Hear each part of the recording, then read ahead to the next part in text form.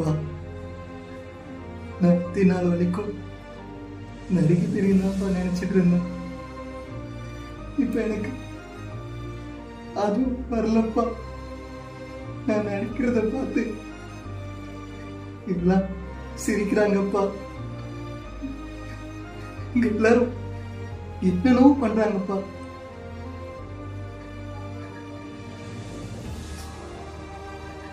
எனக்கு எதுவுமே வரலப்பா.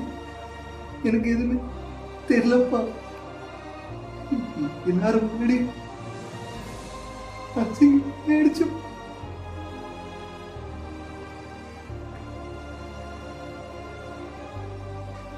அம்மா சொன்னமா